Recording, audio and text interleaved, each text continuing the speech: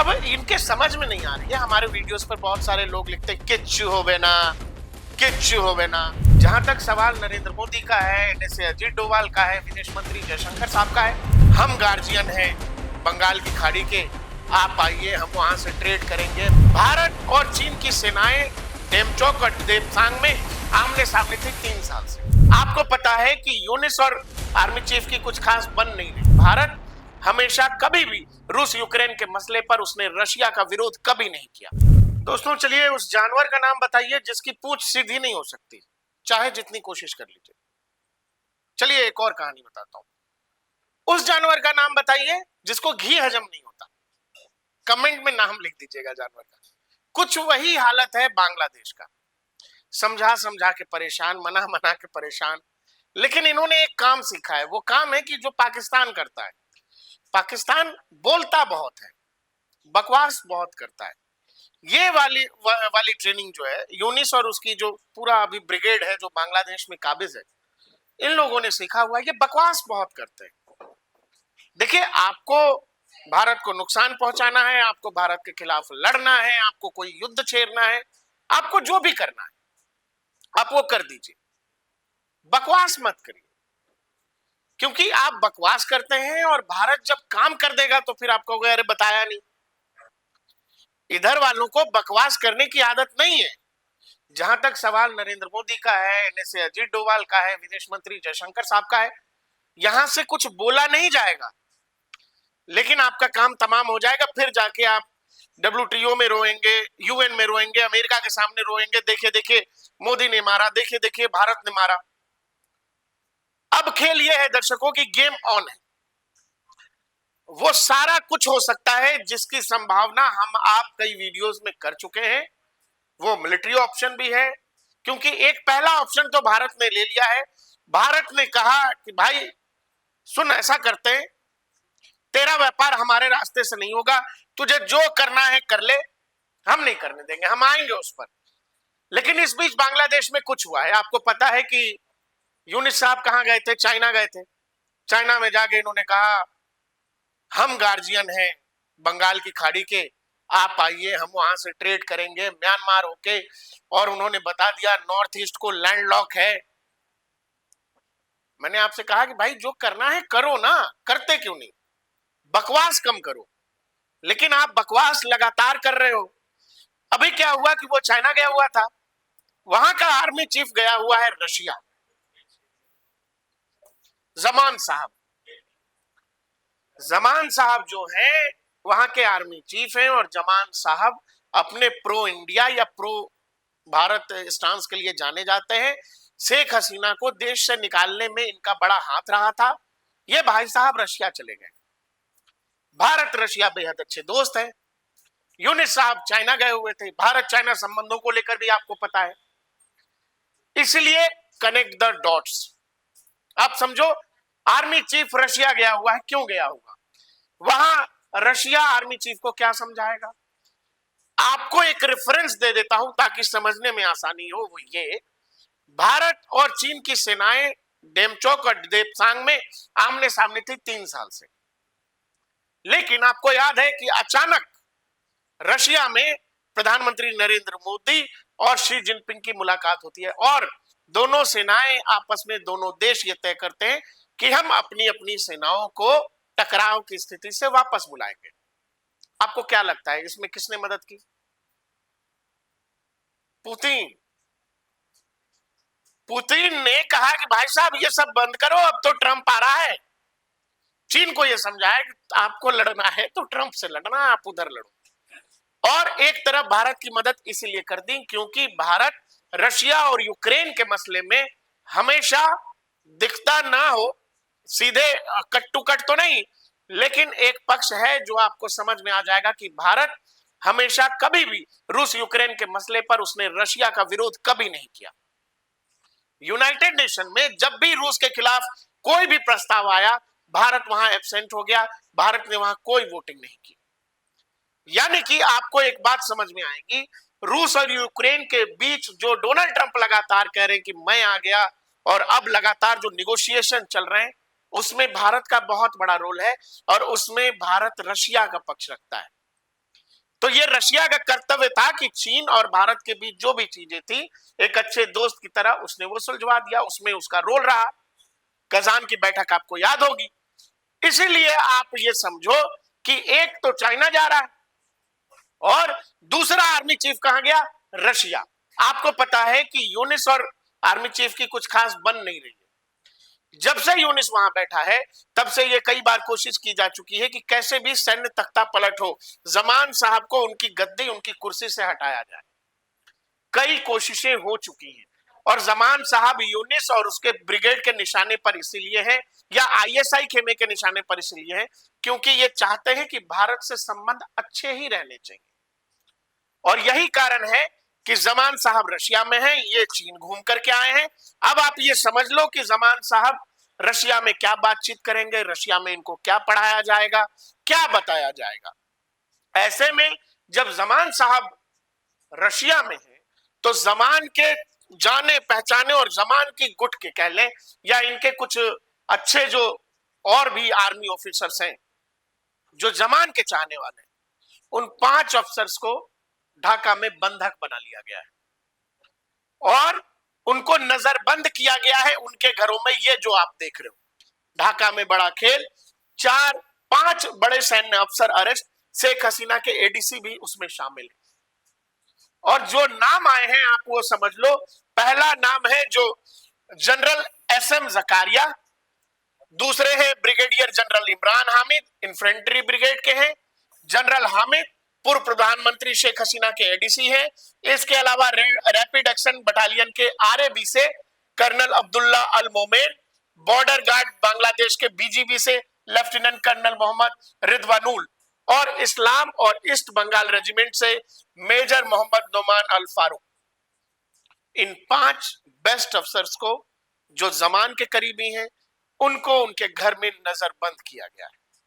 और ये बात बेहद गुप्त तरीके से ये ऑपरेशन चलाया गया जिसकी जानकारी किसी तरह से मीडिया में लीक न हो। लेकिन आप ये समझो कि इंडियन एजेंसियों के पास उन तमाम अफसरों की जानकारी है जो अरेस्ट हुए हैं, जो नजरबंद हुए हैं। अब आप ये समझ लो कि बांग्लादेश के अंदर भारतीय एजेंसियां, अगर भारत का कोई अखबार उन ऑफिसर्स के नाम छाप रहा है तो आप ये समझो कि भारतीय एजेंसियां बांग्लादेश के अंदर किस लेवल पे ऑपरेट कर रही। इसीलिए आपको समझना पड़ेगा। आपने कहा लैंडलॉक है 7 सिस्टर्स और आइए हम ट्रेड करते हैं, तो भारत ने कहा कि यार ये बोल बहुत रहा है, इसका कुछ करना पड़ेगा। भारत ने कुछ नहीं किया। भारत ने, देखिए भारत ज्यादा कुछ बोलता भी नहीं है, भारत ने अभी तक बहुत कुछ एग्रेसिव बोला भी नहीं, लेकिन भारत ने कहा कि इसका कुछ कर देते हैं। भारत ने कहा कि भाई तू जो भी दुनिया में बेडशीट, रुमाल, पर्दे जो भी बेचता है, बनियान जो भी बेचता है, तुझे जो बनाना है बना भाई, हम तुम्हारा इस्तेमाल जो है तुमको फायदा पहुंचाने के लिए हम हमारे जमीन, हमारे रास्तों, हमारे बंदरगाहों का इस्तेमाल नहीं करने देंगे। और भारत ने ये कह दिया जी हम आपका जो ट्रांसशिपमेंट है वो पास, वो फेल करते हैं, हम अब इसमें नहीं है। और अब transshipment for Bangladesh after Yunus call for landlocked, Bharat ने रोक दिया। अब ट्रांसशिपमेंट क्या होता है हमने आपको पहले भी बताया था। ट्रांसशिपमेंट ये होता है दोस्तों, बांग्लादेश के पास बड़े बंदरगाह या बड़ा हाईवे नेटवर्क नहीं है और ये हमको कह रहा है लैंडलॉक। आप बांग्लादेश की भौगोलिक स्थिति जब देखेंगे तो आपको यह समझ में आएगा कि असल में लैंडलॉक है कौन। लैंडलॉक तो बांग्लादेश है। ये है हमारे 7 सिस्टर्स जिसमें मिजोरम, मणिपुर, नागालैंड, अरुणाचल प्रदेश, असम और यहाँ सिक्किम और मेघालय, इनसे घिरा हुआ है। यहाँ नॉर्थ ईस्ट में बांग्लादेश और दूसरी तरफ है इधर वेस्ट बंगाल, ऊपर है सिक्किम, यहाँ है भूटान। आप हमसे घिरे हुए हैं लेकिन आप हमको बता रहे थे लैंडलॉक। तो लैंडलॉक वाले भारत ने ये किया कि भाई हम तुम्हारा ट्रांसशिपमेंट बंद करते, तुम्हारा व्यापारिक रास्ता बंद, तुम्हारा सामान हमारे रास्तों से, हमारे संसाधनों का उपयोग करके हम नहीं भेजेंगे। अब बांग्लादेश जो कुछ भी बताता है, जैसा भी इनका व्यापार था, जो कुछ भी ये दुनिया से खरीदते हैं, जो कुछ भी ये दुनिया को बेचते हैं, हमने ये कहा कि भाई साहब हमारे यहां से तो नहीं जाएगा। पहले ये क्या करते थे, इनके पास जो बंदरगाह है, हम आपको यहां बता देते हैं, इनके पास जो बंदरगाह है दो है। एक बंदरगाह इनका यहां पर है चिटगांव, और एक यहां के आसपास। ये पहले क्या करते थे, और ये उस तरह के बंदरगाह नहीं है जहां मेजर शिप्स आ जाएं, बड़े शिप्स आ जाएं, बड़े कंटेनर्स आ जाएं, उस तरह के नहीं। तो ये अभी तक क्या कर रहे थे, ये अभी तक यहां सामान लोड करके या यहां लोड करके ये सीधे कलकत्ता पहुंच रहे थे, और कलकत्ता से फिर हम इनका सामान, या तो मान लीजिए ये रहा आपका कलकत्ता, कलकत्ता से फिर ये या तो चले जाए यहाँ मुंबई या दिल्ली भी हम भेजते थे कई बार। हमारे यहाँ जो कंटेनर्स हैं या फिर जो लॉजिस्टिक्स का इस्तेमाल, जो वेयर हाउसेज है उनका इस्तेमाल करने के लिए, कि आप यहाँ सामान भेज रहे हो या मुंबई भेज रहे हो, और फिर मुंबई आने के बाद यहाँ से फिर यहाँ चले जाओ भाई, दुनिया में कहीं भी जो भी तुमको सामान भेजना है, वो चाहे मिडिल ईस्ट के ज्यादातर देश होते हैं वहां। तो व्यापार अभी तक इनका ऐसे चल रहा था कि यहां से अपना चुपचाप धीरे भेज देते थे कलकत्ता, भारत के बंदरगाहों, भारत के जहाजों का इस्तेमाल, भारत के हाईवे का इस्तेमाल करते हुए मुंबई, और यहां से भारत आगे भेज देता था। इसमें भारत इनसे क्या लेता था, हम थोड़ा बहुत लॉजिस्टिक चार्ज इनसे लेते थे, जो ट्रांसपोर्टेशन का चार्ज होता है वो, और वो भी सब्सिडाइज रेट में देते थे, सस्ते दरों पर देते थे। अब आप हमको बता रहे हो कि हम लैंडलॉक हैं, तो लैंडलॉक है तो हमने कहा कि जा तेरा ट्रांसशिपमेंट बंद। तो दुनिया को कैसे बेचेगा, क्या बेचेगा, नहीं बेचेगा, तू समझ भैया, हमसे कोई लेना देना नहीं, हमने रोक दिया। ट्रांसशिपमेंट ये होता है कि जब भी कोई देश दूसरे देश की मदद व्यापार में करता है, अपने रास्तों, अपने बंदरगाहों का इस्तेमाल करके, कि भाई आपका सामान दूसरी जगह चला जाए, इसी को ट्रांसशिपमेंट कहते हैं।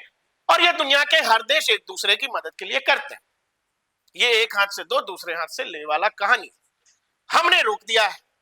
अब अगर बांग्लादेश को ये व्यापार करना है, आपको करना है, तो आप क्या करोगे, दुनिया के सामान तो आपको भेजना ही है, इनके पास जो भी मछली पकड़ने वाली नाव है उनसे ये यहां से भेज सकते हैं, आपका देश है भाई, आप भेजो। अब इनको अगर भेजना है तो भाई हमने तो रोक दिया, हमारे यहां से कुछ कर नहीं सकते, तो ये अगर बाय रूट भी भेजेंगे तो ऐसे भेजेंगे, बंगाल की खाड़ी, इंडियन ओशन होते हुए फिर यहाँ आएंगे, फिर यहाँ कहीं भेजेंगे। अब तक क्या हो रहा था, अब तक तो शॉर्ट रूट था, भारत ही करता था, आगे फिर भेज देता था भारतीय शिप्स के जरिए।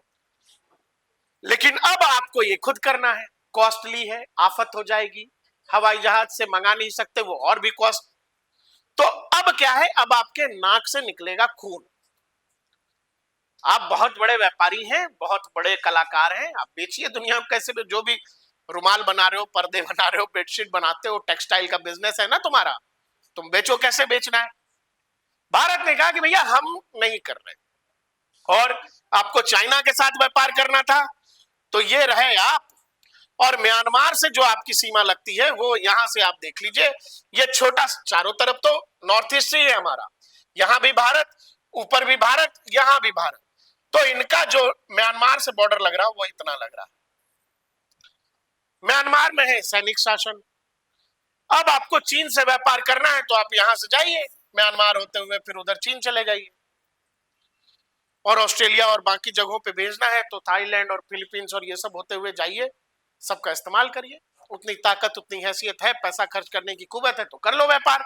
चीन से करना ना व्यापार, भारत के चिकन नेक के पास तुम आईएसआई के लोगों को लेके घुमा रहे हो और बता रहे हो कि सेवन सिस्टर लैंडलॉक है, आइए हम व्यापार करते हैं, we are the guardian of bay of Bengal.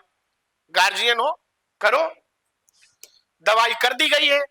ये वो ऑप्शन है जो इनिशियल भारत ने लिया, भारत ने कोई शोर शराबा नहीं किया इसका कि हम ये कर देंगे, वो कर देंगे, ऐसा कर। आपने बांग्लादेश की क्रिकेट टीम देखी है, बांग्लादेश की क्रिकेट टीम जो है वो कई बार जीतने से पहले ये सब सेलिब्रेट करने लगते हैं, वो नागिन डांस वांस करने लगते हैं, बाद में पता लगा टीम हार गई। इन्होंने पाकिस्तानियों से कुछ चीजें एकदम ग्रैब कर ली, बकवास बोलना है। अब इनके समझ में नहीं आ रही है, हमारे वीडियोस पर बहुत सारे लोग लिखते हैं किच्चू होवे ना, किच्चू होवे ना। मैं आपको ये बताना चाहता हूं कि आज के दौर का जो भारत है इसको बोलने की आदत नहीं है, ये कर देगा। आप बकवास कर रहे हो घूम घूम के, आपने चिकन नेक और ये वो दुनिया भर का हम गार्जियन है। भारत ने बता दिया कि कौन गार्जियन है। अब जो सामान बनाओगे वो क्या करोगे? खुद पहनोगे? कितना पहनोगे? तो दुनिया में तो नहीं जाएगा सामान तुम्हारा, और तुम्हारी हैसियत है तो तुम बेच लो। अब जो तुम बार बार ये कह रहे हो कि हम लाल मुनीर हाट में एक वो बनाएंगे, एयरबेस बनाएंगे। अब ये भाई साहब जब चीन गए हुए थे तो इन्होंने चीन को बेचा कि भाई साहब हम लोग यहाँ पर एक एयरबेस बनाते हैं। लाल मुनीर हाट में अंग्रेजों के जमाने का इलाका है और वहां कुछ कुछ चीजें हैं भी, भारत के चिकन नेक के पास है, हम लोग तो गार्जियन है, आइए यहाँ पर एक एयरबेस बनाते हैं। और ये सब बकवास करके आया। तो भारत, आप क्या है कि कई बार रिएक्शन देने से ज्यादा अगर जब आप काम से अपना जवाब देते हो तो वो बेहतर होता है। भारत ये सब सुन ही रहा था, ये चीन में बैठ के अपना बकवास कर रहे थे। भारत ने क्या किया है चिकन नेक के इलाके में, आपको बता देता हूं। हाशिमारा वेस्ट बंगाल एयरबेस आपको पता है एयरफोर्स का, वहां ऑलरेडी राफेल तैनात है, उनकी संख्या और बढ़ा दी गई। इसके अलावा भारत ने वहां S-400 भी डिप्लॉय कर दिया गया। तो भाई तू बोल रहा है इधर हो जाएगा काम। भारत ने वो पहला कदम उठा लिया जो इनिशियल होना चाहिए किसी भी देश के साथ। आप बकवास कर रहे हो, हम आपका व्यापार रोक दिया, हम नहीं करते बिजनेस आपका, और हम आपसे तो लेते ही क्या है। लेकिन इसका एक अगला पक्ष ये है कि अगर अब भी बांग्लादेश नहीं रुका, अगर बांग्लादेश और यूनिट सरकार ये बकवास chicken neck, north east, landlock, हम गार्जियन, बे ऑफ बंगाल के मछली पकड़ने वाली नाव के साथ, तो मैं तुमको बता रहा हूं कि किसी दिन भूले भटके, आपको पता है कि ब्रह्मोस एक बार जो है भूल चूक से गलती से पाकिस्तान चला गया था। पाकिस्तानियों की हलक सूख गई कि भाई साहब भारत ब्रह्मोस उड़ा दे रहा है, लेकिन उसमें वॉरहेड नहीं था, बस मिसाइल पहुंच जाता। अब आप ये समझो तुम्हारी जो हालत है, आप अगर हमारा वीडियो ढाका में भी देख रहे हो तो आप ये समझना एक बात कि अगर यही तरह की बकवास आप करते रहे हमारे क्रिटिकल इलाकों को लेकर, उन इलाकों को लेकर जिन पर हम बहुत, तो फिर आपको ये समझना पड़ेगा कि यहां बैठी है स्ट्राइक कोर इंडियन आर्मी की, और इनका मिजाज खराब हुआ तो ये ऐसे चलेंगे और ऐसे निकल जाएंगे। हो गया चिकन नेक, ये चिकन चेस्ट बोलना है, बफेलो नेक बोलना है, एलिफेंट नेक बोलना है, जो बोलना है बोलिए। और मैं आपसे बता रहा हूं कि बांग्लादेश जिस तरह का सिचुएशन क्रिएट कर रहा है, वहां की मौजूदा सरकार जिस तरह की चीजें बोल रही है, बकवास कर रही है पब्लिक डोमेन में, जिसकी चर्चा हो रही है, आप यकीन करो कि दुनिया के अलग अलग देश जैसे अपने अपने इलाके में सब कुछ सेटल कर रहे हैं। ट्रंप कह रहे हैं ग्रीनलैंड खरीद लेंगे। इजराइल गाजा का बाजा बजा चुका है, गाजा में कुछ बचा नहीं है, और अमेरिका कह रहा है कि गाजा वाले लोगों को कहीं और शिफ्ट कर देंगे, इस पर हम लोग कब्जा कर लेंगे या जो भी। रशिया ऑलरेडी यूक्रेन के 20% इलाकों पे कब्जा कर चुका है, नेगोशिएशन टेबल पर भी रशिया पीछे नहीं जाएगा, मतलब जो कब्जा कर लिया वो रशिया है। तो दुनिया में ये सब कुछ चल रहा है, और ऐसे में अगर बांग्लादेश भी कुछ इस तरह की चीजें नहीं रोकता है तो ये भारत के लिए अच्छा मौका है, ये बढ़िया मौका है। दुनिया में हर जगह कहीं ना कहीं कुछ ना कुछ हो ही रहा है, हर जगह, समुद्र से लेकर धरती तक, और सब अपनी अपनी लड़ाई लड़ रहे हैं, कहीं कोई किसी को कुछ बोलने नहीं जा रहा है, हर ताकतवर अपने हिसाब से स्कोर सेटल कर रहा है। और यहां भारत अगर ये सोच ले कि ये बकवास ज्यादा हो रही है, आपका ध्यान ज्यादा ही हमारी चिकन नेक की तरफ जा रहा है, तो आपको बताते हैं कि आपका भी एक चिकन नेक है। ये रहा त्रिपुरा और बांग्लादेश के बॉर्डर के बीच आपका एक छोटा सा चिकन नेक है, जो ये पूरा इलाका आपको अलग कर दिया जाएगा। तो जो एक पोर्ट लेके घूम रहे हो, चिट्टगोंग चिट्टगोंग चिट्टगोंग, गायब गायब। और इसके लिए इंडियन नेवी को ज्यादा कुछ करना भी नहीं है। इसीलिए जब आप बकवास करते हैं तो आपको यह समझना पड़ेगा, आप भारत को लैंडलॉक कह रहे हो, आप चारों तरफ से भारत से गिरे हो, यहां इंडियन नेवी बैठी है, यहां स्ट्राइक कोर बैठा है यहां। इसीलिए दर्शकों आप समझना, अगर आप हमारे दर्शकों और ढाका में देख रहे हो तो ये जो आपके नेताजी हैं इनको समझाओ कि बकवास कम करें। भारत बोलेगा नहीं, भारत कर देगा। पाकिस्तान जब ब्रह्मोस चला गया तो हमने पाकिस्तान से बोल दिया सॉरी, गलती से चला गया। जिस दिन स्ट्राइक कोर ऐसे ही घुस गई बांग्लादेश में, इंडियन आर्मी फिर बांग्लादेश से कह देगी सॉरी। तो यूनुस साहब, हम नहीं चाहते कि ये वाली सॉरी आपसे कही जाए, तो प्लीज बकवास बंद करिए। आपको हमारा ये वीडियो कैसा लगा हमें कमेंट सेक्शन में जरूर बताइएगा। देखते रहिए डीएनपी इंडिया, हर खबर भरोसे के साथ।